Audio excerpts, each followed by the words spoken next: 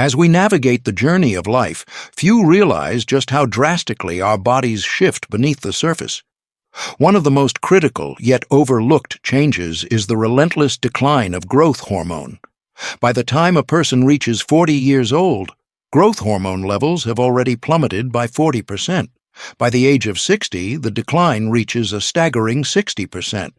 This hormone isn't just a number on a lab report, it is the cornerstone of fat burning, muscle repair, muscle growth, and even aspects of anti-aging. Yet, the truth is far more nuanced than just chasing higher numbers. Growth hormone is a master regulator, orchestrating signals in the body through IGF-1, a downstream hormone created in the liver that actually executes the tasks attributed to growth hormone. Without proper conversion, simply increasing growth hormone achieves very little. But the decline isn't just about age. Modern lifestyle factors aggressively suppress it. Insulin dysregulation, obesity, chronic stress, poor sleep patterns, excessive alcohol consumption, overeating, especially at night, and vitamin D deficiency, all act as barriers to healthy hormone function. Each of these factors throws a wrench into the body's natural signaling, leading to more visceral fat accumulation, loss of muscle mass, thinning bones, fragile skin, and reduced insulin sensitivity. The cascading effects are profound, affecting blood sugar control, energy metabolism, and overall vitality. What's more, fatty liver disease can further impede the essential conversion of growth hormone into IGF-1, rendering even normal hormone levels less effective. Understanding insulin's dual role is crucial. Carbohydrates drive insulin spikes, but protein, particularly whey protein, also stimulates insulin. In the past, this led to concerns that long-term ketogenic diets could suppress growth hormone due to chronically low insulin. The reality is far more balanced. Protein consumption triggers compensatory mechanisms, balancing insulin responses while providing the necessary building blocks for muscle and repair. Animal protein, in particular, ensures sufficient insulin to maintain this critical conversion. Dairy and leucine-rich protein sources act similarly, providing the raw materials for IGF-1 activation without the detrimental effects of refined sugars. Yet, knowing what inhibits growth hormone is only the first step. The bigger question becomes, how do we optimize it? How do we coax the body into producing and utilizing this hormone effectively without resorting to injections that carry significant risks? Synthetic growth hormone might promise rapid gains, but studies consistently show that injections can shorten lifespan and provoke a host of diseases.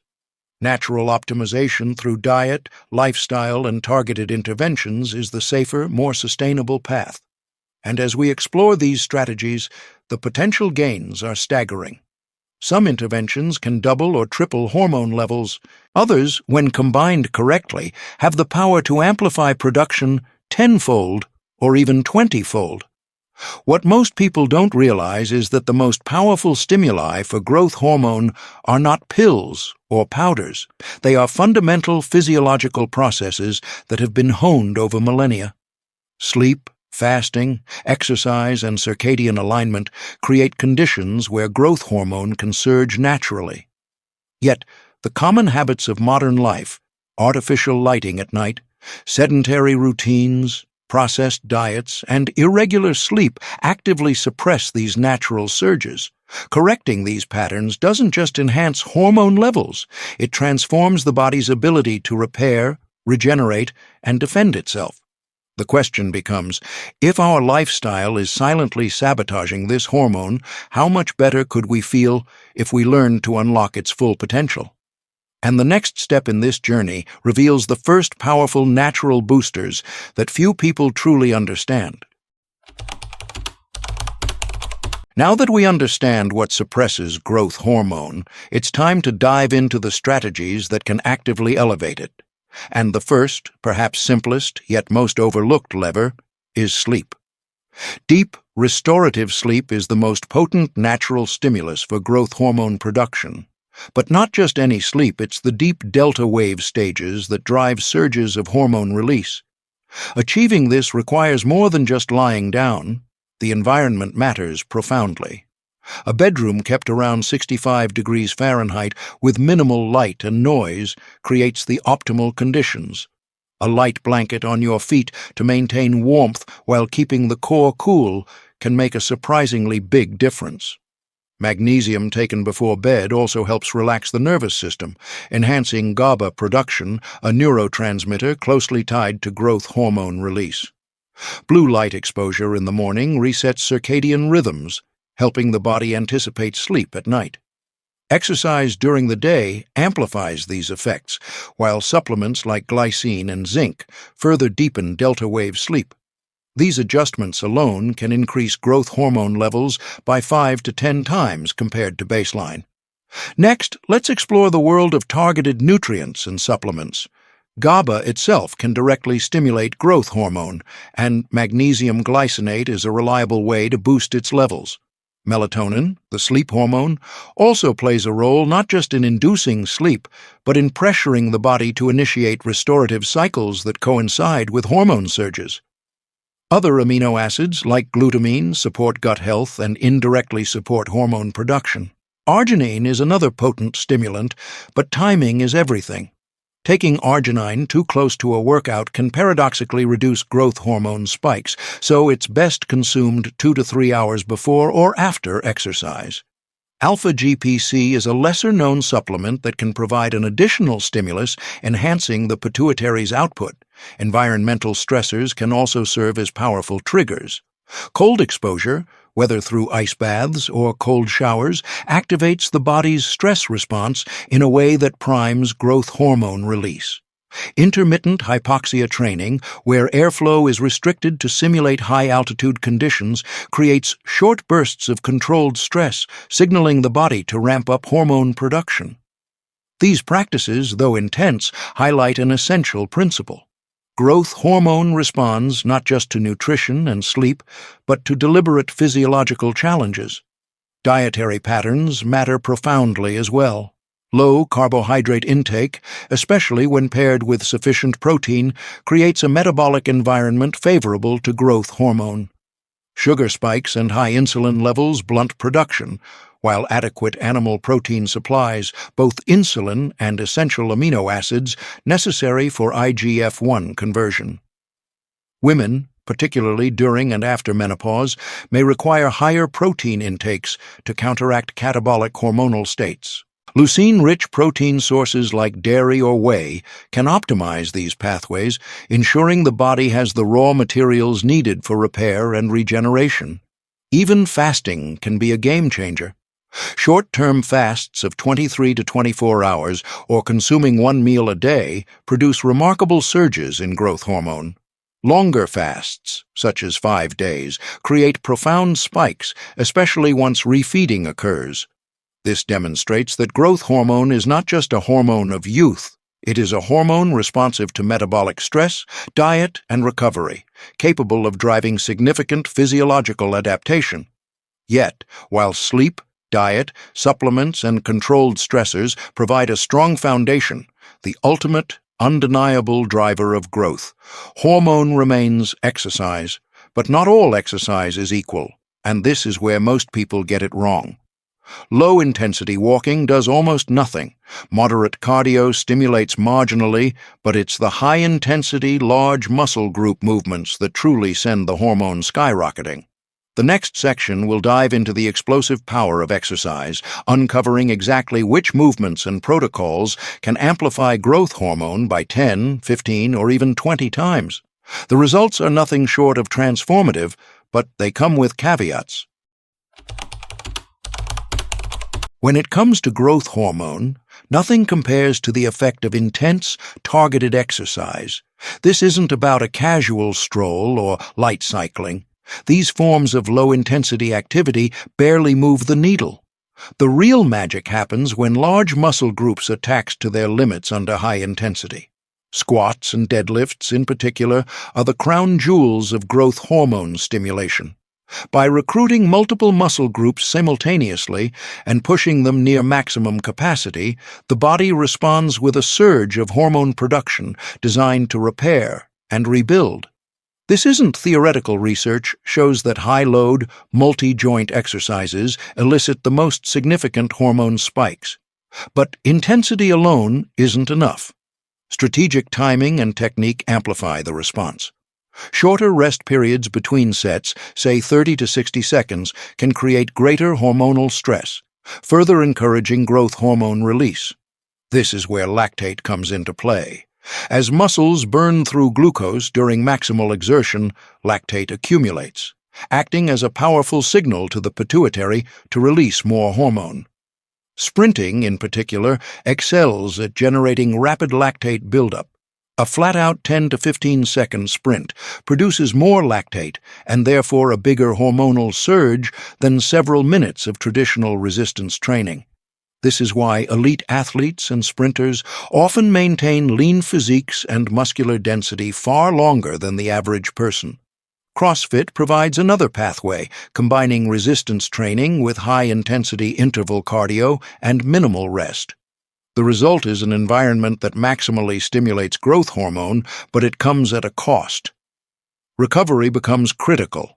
Without proper nutrition, sleep, and rest, the risk of overtraining and injury skyrockets. For individuals in their 60s or older, CrossFit may be too intense, while younger or well-conditioned individuals can leverage it safely for remarkable hormonal gains. Beyond conventional weight training, intermittent hypoxia and cold exposure can further amplify exercise-induced growth hormone surges.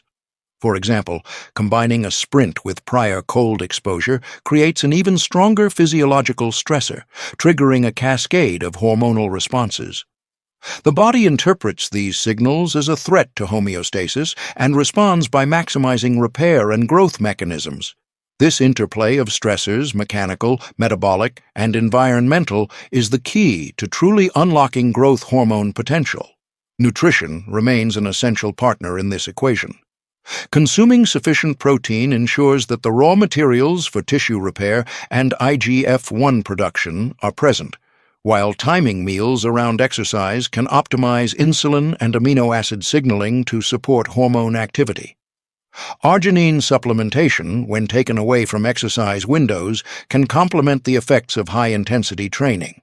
Meanwhile, maintaining a low-sugar, low-refined carbohydrate diet ensures that inhibitory insulin spikes do not blunt the exercise-induced hormone surge. Fasting and exercise can also work synergistically. A 23 to 24-hour fast primes the body for maximal hormone release during subsequent workouts. Extended fasts, such as 5-day protocols, create a profound adaptive environment, particularly when paired with carefully managed exercise. The body shifts into repair and regeneration mode, and upon refeeding, the benefits compound. This delicate dance of stress and recovery is not just about aesthetics, it is about fundamentally enhancing metabolic health, muscle retention, and longevity. What remains striking is the magnitude of these effects. With carefully calibrated workouts, proper nutrition, sleep, and environmental interventions, growth hormone levels can surge 10, 15, even 20 times above baseline. But the key is precision. Intensity without recovery risks injury, fasting without proper refeeding undermines adaptation, and neglecting sleep erodes the entire foundation. The next section will explore the final, often overlooked secrets to supercharging growth hormone: recovery, circadian alignment, and lifestyle mastery, the elements that convert effort into lasting, transformative results. The journey to maximizing growth hormone doesn't end when the workout concludes or the last fast is broken. In fact, this is where the most critical phase begins: recovery. Growth hormone thrives in the right environment, and without meticulous attention to sleep, circadian rhythms, and overall lifestyle, all the effort from diet, fasting, and high-intensity exercise can be squandered. Deep sleep remains the crown jewel.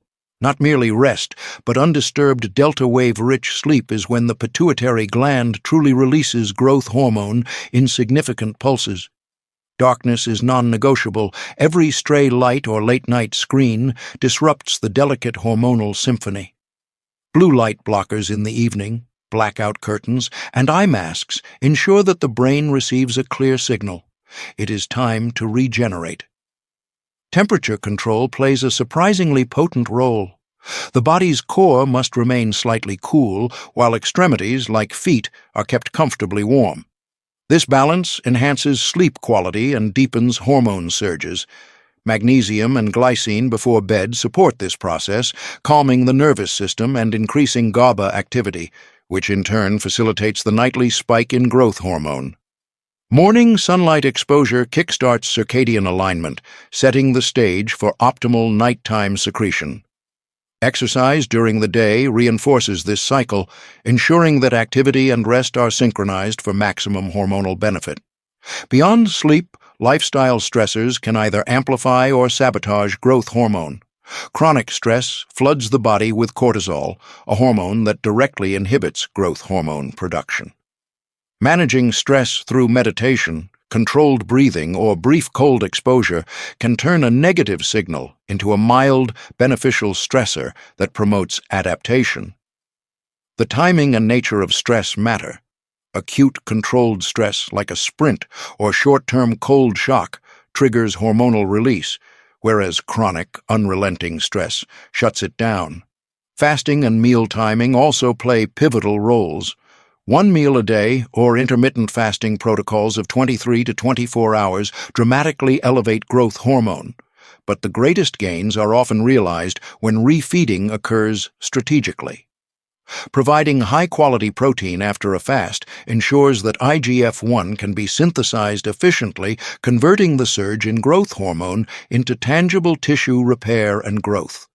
Longer fasts, such as 5-day periods, amplify this effect even further, creating a potent hormonal reset that combines metabolic stress with regenerative opportunity. Exercise recovery techniques matter too. Short, intense bursts like sprints maximize lactate accumulation, which signals the pituitary to release hormone. Resistance training with heavy compound lifts, squats, deadlifts, presses further enhances this effect. However, overtraining without sufficient rest diminishes returns and increases injury risk. Strategic rest, mobility work, and gentle recovery practices ensure that the intense stimulus translates into long-term adaptation rather than breakdown. Finally, integrating all these elements, sleep, diet, fasting, exercise, circadian alignment, and recovery, creates a synergistic environment where growth hormone surges naturally. This is the ultimate lesson. It is not one pill, supplement, or trick that transforms the body. It is the careful orchestration of lifestyle factors, timed precisely to leverage the body's natural physiology. By understanding what blocks hormone production, what stimulates it, and how to maximize recovery, anyone can harness the power of growth hormone safely and effectively. The transformation is not just physical, it impacts energy, metabolism, resilience, and even the subtle signs of aging. The human body is designed to respond, adapt, and thrive. Growth hormone is the silent conductor of this process, orchestrating repair, regeneration, and metabolic efficiency. Master these levers, and the results are profound: increased muscle mass, fat loss, improved insulin sensitivity, and a visible vitality that transcends age. It's the ultimate testament to what disciplined, informed living can achieve when biology is respected rather than fought.